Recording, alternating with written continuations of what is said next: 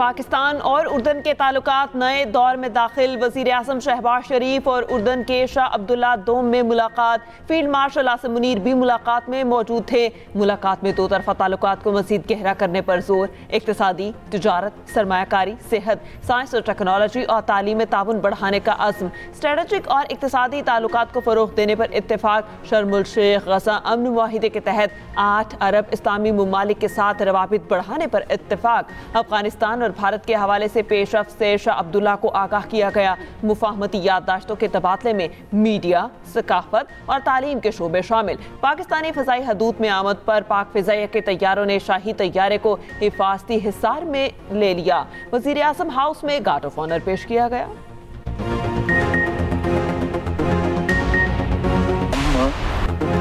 दहशत गर्दी के हालिया वाक़यात के बाद अफगानिस्तान से मामला ठीक होते नज़र नहीं आ रहे।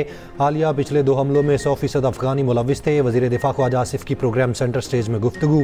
कहा, आर्मी चीफ और CDF की टर्म एक साथ शुरू होगी जो 27 नवंबर 2025 को शुरू होगी। ऐसा बिल्कुल नहीं है कि एक ओहदे को बहुत पावरफुल कर दिया गया। आइंदा नए आर्मी चीफ की तैनाती के हवाले से सारी समरियाँ वजारत दिफा की तरफ से भेजी जाएंगी। वजारत दिफा का एक सिविलियन इंचार्ज है जो पार्लियामेंट और वज़ीर आज़म को जवाबदेह है।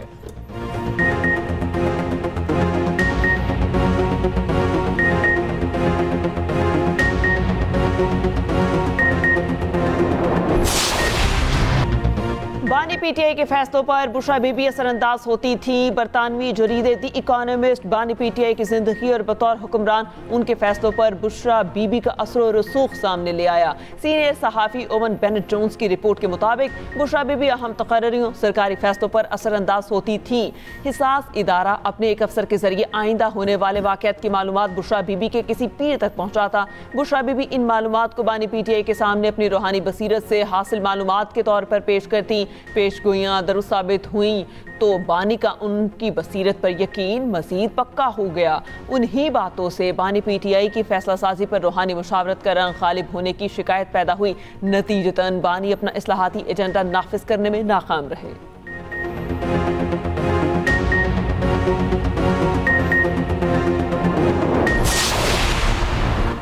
बरतानवी जरीदे की रिपोर्ट में साबिक इंटेलिजेंस सरबराह फैज़ हमीद पर बुशरा बीबी को इस्तेमाल करने का इल्ज़ाम। द इकोनॉमिस्ट की रिपोर्ट में बताया गया, अगरचे ISI ने यह रिश्ता नहीं कराया था, लेकिन ऐसे इशारे थे कि इदारा इस ताल्लुक से फ़ायदा उठा रहा था। 2019 में उस वक्त के ISI chief general Asim Munir को ओहदे से हटाए जाने को भी बुशरा बीबी से जोड़ा जाता है, क्योंकि उन्होंने बुशरा बीबी की करप्शन के शवाहिद बानी PTI के सामने रखे थे। PTI के कुछ रहनुमा समझते हैं कि अगर कोई बानी PTI को फ़ौज के साथ मुसालहत पर आमादा कर सकता है तो वो बुशरा बीबी हैं, जो फ़ौज से मुसालहत की जानिब झुकाव रखती हैं। लेकिन बानी PTI के करीबी हलकों के मुताबिक उनकी बहन अलीमा खान समेत पार्टी के सख्त गिर अनासिर मुसालहत के खिलाफ हैं।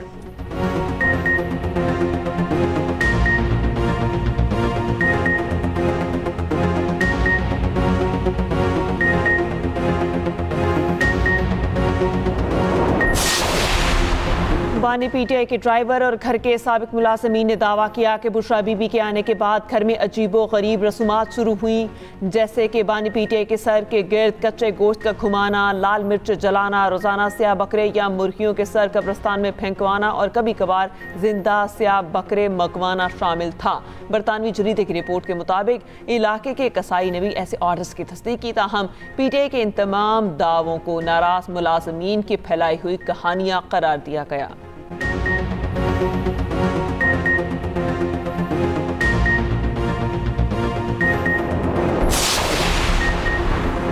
जहांगीर तरीन और ऑन चौधरी के PTI छोड़ने की वजह भी बुशरा बीबी बनी।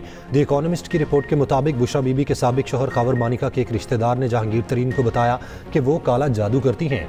रिपोर्ट के मुताबिक कुछ अरसे बाद एक दावत में जहांगीर तरीन से मुलाकात के दौरान बुशरा बीबी ने खुद जहांगीर तरीन से कहा उन्होंने सफ़ेद कपड़े इसलिए पहने हैं ताकि उन्हें काले जादू वाली औरत ना समझें।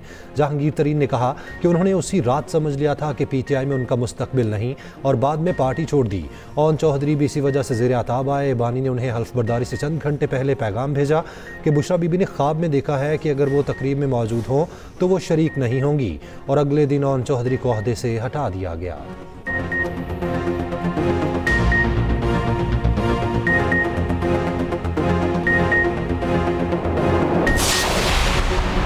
इकोनॉमिस्ट की रिपोर्ट के मुताबिक बानी पीटीआई छोटी छोटी चीज़ों के लिए भी बुशरा बीबी की राय लेते। घर के अमले और करीबी साथियों के मुताबिक बानी पीटीआई सियासी और सरकारी फैसलों से पहले बुशरा बीबी से राय लेते थे और इनके कहने पर लोगों की तस्वीर भेजकर चेहरा शनासी करवाते थे। यहाँ तक कि एक बार फ्लाइट 4 घंटे तक रुकी रही क्योंकि बुशरा बीबी के मुताबिक उड़ान का वक्त मौजू नहीं था।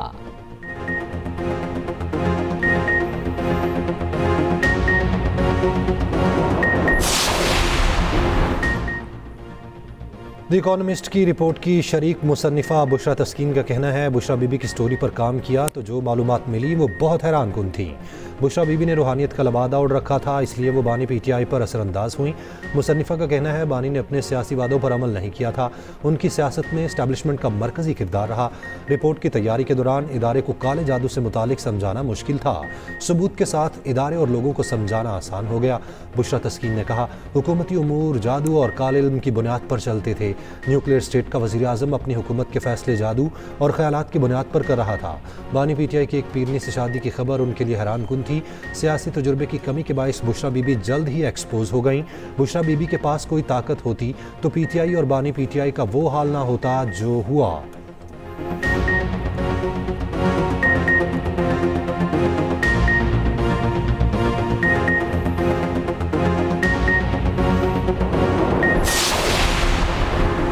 रूहानियत का लिबादा ओढ़े एहलिया साबिक वज़ीर आज़म पर असरअंदाज होती थी। द इकोनॉमिस्ट की रिपोर्ट में बानी की हकीकत खुलकर सामने आ गई। वज़ीर इत्तलात अताउल्लाह तारड़ का कहना है, बुशरा बीबी हुकूमती फैसलों पर असरअंदाज होती थी।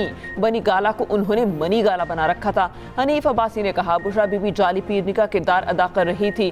पीटीआई के हामी ये आर्टिकल बार बार पढ़ें, जो बातें हम सुनते थे आज वो आर्टिकल में छपी हैं। वज़ीर मुमलिकत दाखिला तलाल चौधरी का कहना है, बुज़दार से लेकर अहम ओहदों पर तकर्रियाँ जादू टूने से होती रहीं। जो हुकूमत कारकर्दगी के बजाय जादू टूने पर चले वो कैसे चल सकती है। राना सनाउल्लाह का कहना था, नफरत और इंतशार की सियासत ने मुल्क को नुकसान पहुँचाया।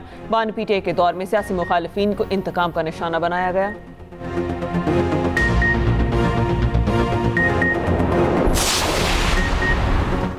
चेयरमैन बैरिस्टर गौहर ने आर्टिकल झूठ पर मबनी करार देकर कानूनी कार्रवाई का ऐलान कर दिया। कहते हैं कि आर्टिकल का मकसद बुशरा बीबी और बानी पीटीआई की किरदार कुशी है। बुशरा बीबी बानी की अहलिया होने की वजह से जेल में है।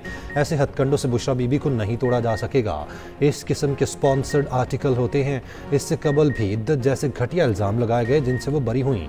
मुआविन ख़ुसूसी इत्तलात KP शफीउल्लाह जान ने कहा कि द इकोनॉमिस्ट के खिलाफ आलमी फोरम पर जाएंगे। द इकोनॉमिस्ट की रिपोर्ट हक़ाइक़ के मुनाफी और सियासी प्रोपेगेंडा है। घरेलू मामलात से मुताल्लिक़ अफवाहों को तज्जिया बनाना काबिल मुज़म्मत है।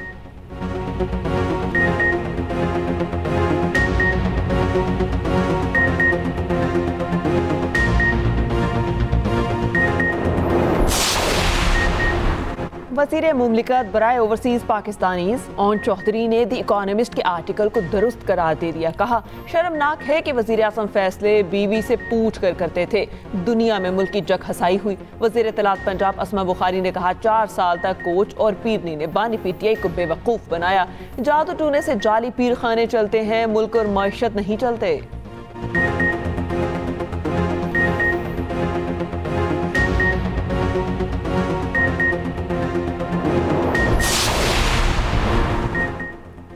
पीपल्स पार्टी की रहनुमा शहरी रहमान ने कहा है कि बानी पर बुशरा बीबी के असर रसूख पर हैरान हूँ। किसी की ज़ाती ज़िंदगी पर बात करना अच्छा नहीं लगता।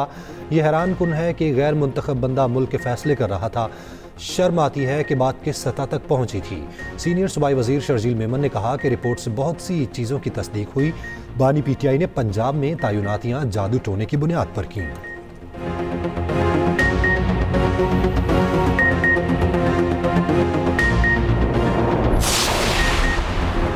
वज़ीर आज़म शहबाज शरीफ की ज़ेर सदारत टैक्स निज़ाम इस्लाहात का हफ्तावार जायज़ा इजलास। शहबाज शरीफ ने कहा, टैरिफ इस्लाहात के मस्बत नताइज हुकूमती माशी पॉलिसीज़ की कामयाबी का सबूत हैं। वज़ीर आज़म की टैक्स चोरी रोकने के लिए मरहलावार मौसर इक़दामात की हिदायत। मज़ीद कहा, तंबाकू, टाइल्स और दीगर बड़े शोबों में टैक्स सिस्टम की खामियां फौरी दूर की जाएँ।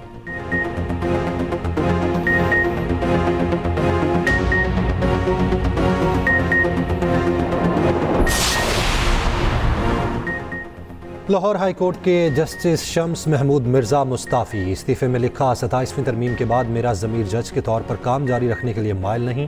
लाहौर हाई कोर्ट के जज की हैसियत से अपना इस्तीफ़ा देता हूँ। वो लाहौर हाई कोर्ट की इंतज़ामी कमेटी के मेंबर थे। जस्टिस शम्स महमूद मिर्ज़ा ने 2028 में रिटायर होना था।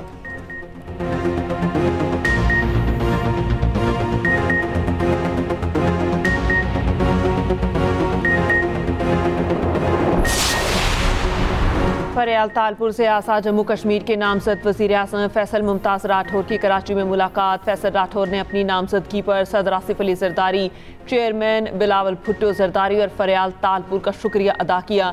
फरियाल तालपुर ने फैसल मुमताज़ राठौर को आज़ाद कश्मीर की आवाम, खुसूसन नौजवानों की तरक्की और बहबूद के लिए जामे मनसूबाबंदी की हिदायत की।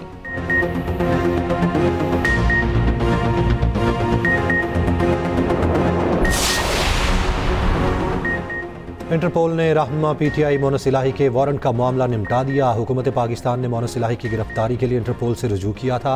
इंटरपोल ने मामले का जायजा लेने के बाद हतमी फैसले का ऐलान किया। Secretary general international criminal police organization की जानिब से बाज़ाब्ता लेटर जारी कर दिया गया। सेक्रेटरी जनरल इंटरपोल का कहना है ये मामला इंटरपोल के दायरा कार का नहीं है।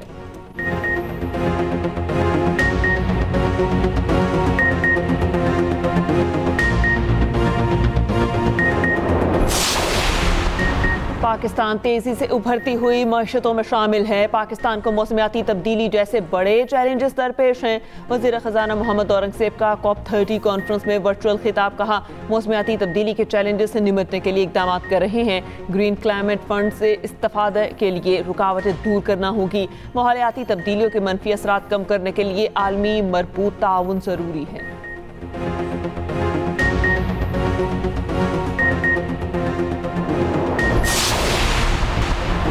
अमेरिका की गजा के लिए नया तकसीम मंसूबा पेश करने की तैयारी। बरतानवी अखबार द गार्डियन के मुताबिक गजा को 2 जोन्स में तकसीम किया जाएगा। ग्रीन जोन में तामीर नौ इसराइली और बैन अल-अक़वामी निगरानी में होगी। रेड जोन में ज़्यादातर फ़लस्तीनी बेघर मौजूद, वहाँ तामीर नौ की मनसूबाबंदी नहीं। बैन अल-अक़वामी अमन फ़ौज इब्तदाई तौर पर सिर्फ ग्रीन जोन में तैनात होगी।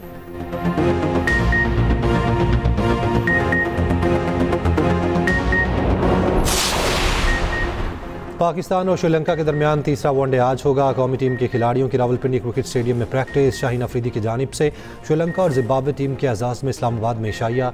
कौमी वनडे और T20 स्क्वाड के खिलाड़ियों की भी इशाइये में शिरकत। खिलाड़ियों की मुख्तलिफ इक़साम के खानों से तवाज़ो। श्रीलंका और जिम्बाब्वे के खिलाड़ियों ने पाकिस्तानी खानों की तारीफ की।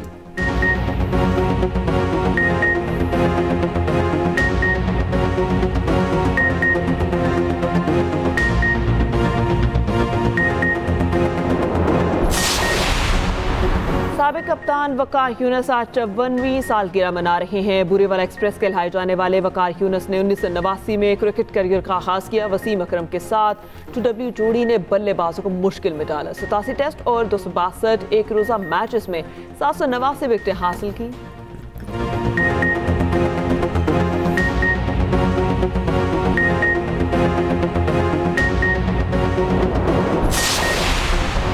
दुनिया भर में आज बर्दाश्त का आलमी दिन का मकसद ताल्लुकात में एहतराम और तहम्मुल को फ़रोग़ देना। आज का दिन नफ़रत और तशद्दुद के ख़िलाफ़ आलमी अलामत भी है।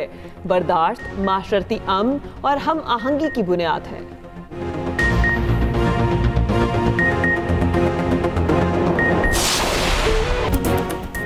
और 8वां सिंध लिटरेचर फेस्टिवल कराची में शुरू। सिंधी अदब और सकाफत से मुतालिक सेशंस और स्टॉल लग गए। अवाम की बड़ी तादाद ने फेस्टिवल का दौरा किया। फेस्टिवल के दूसरे दिन नौजवानों को सफ़ीर सिंध अवार्ड और इख्तिताम पर महफिल मौसीकी होगी।